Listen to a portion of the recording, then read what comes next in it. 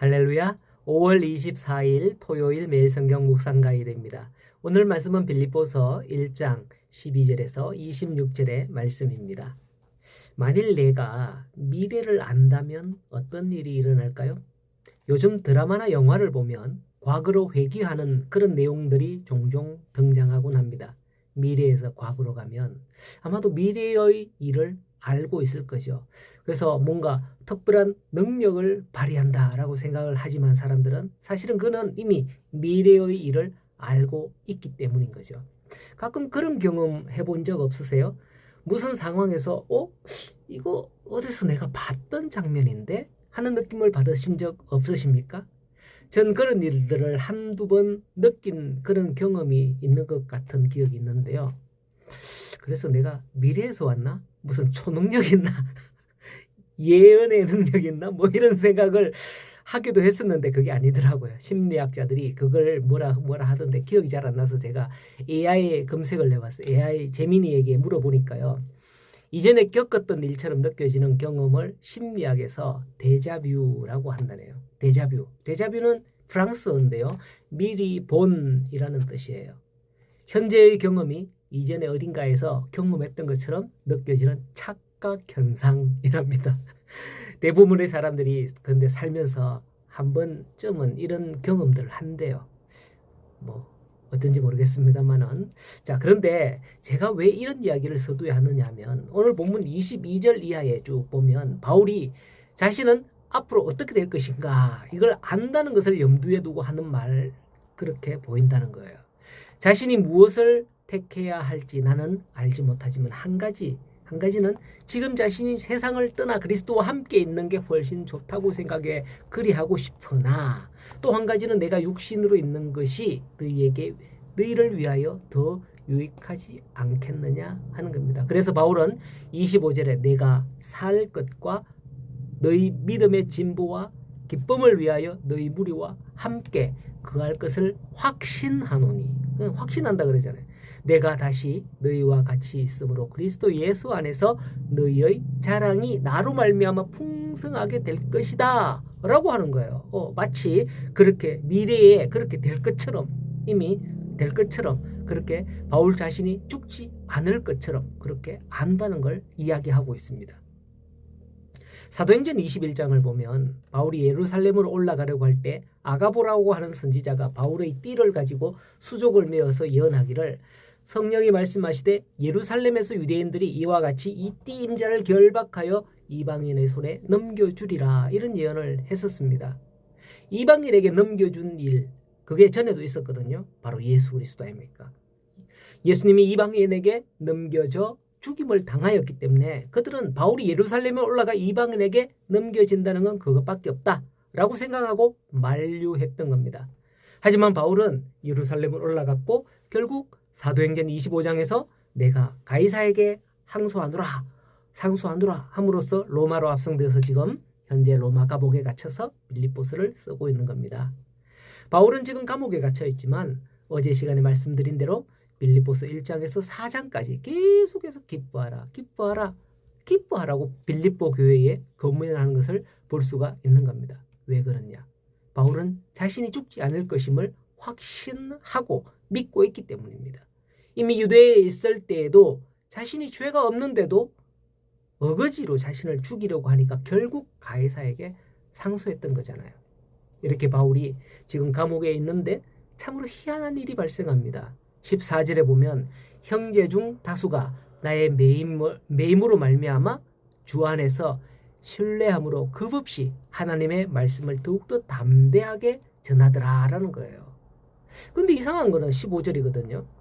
어떤 이들은 투기와 분쟁으로 하고 어떤 이들은 착한 뜻으로 그리스도를 전파하더란 겁니다.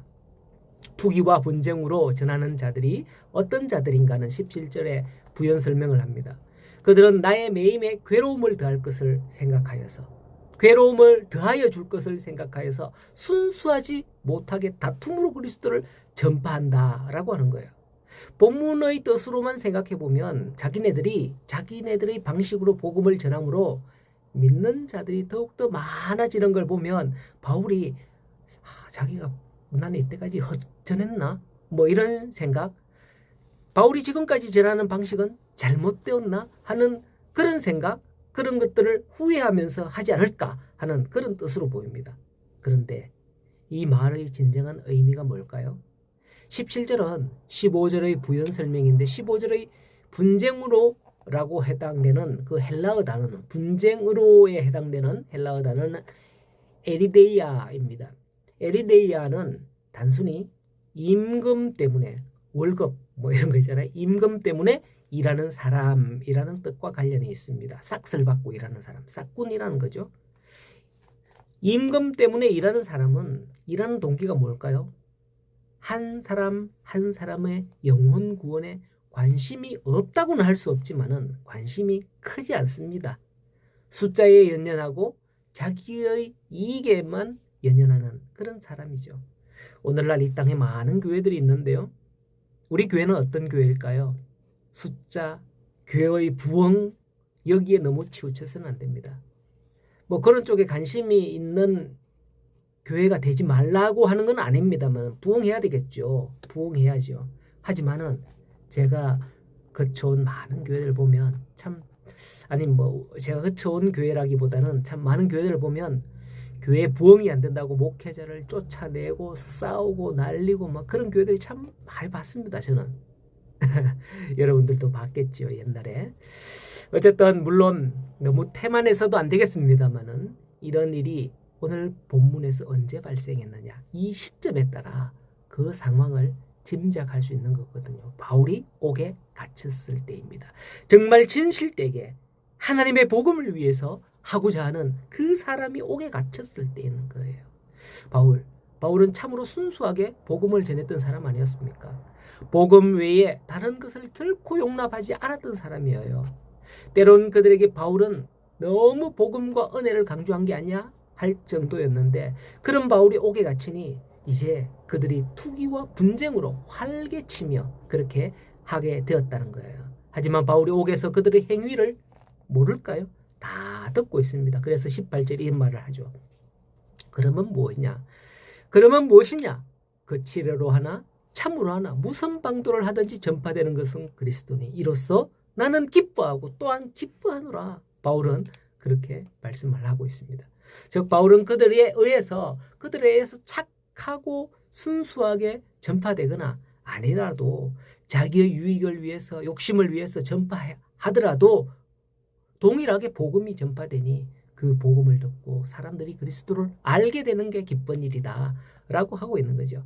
바울은 육체로는 감옥에 갇혀 있고 정신적으로는 그들이 활개침으로 고통을 받고 있지만은 어떤 방법으로든 그리스도의 이름이 전파되는 그것을 보고 나는 기뻐한다. 바울은 그렇게 말하고 있는 겁니다. 그리스도가 전파되는 그것이 무엇을 의미할까요? 사람들이 믿고 구원받게 될 것이다 라는 거예요.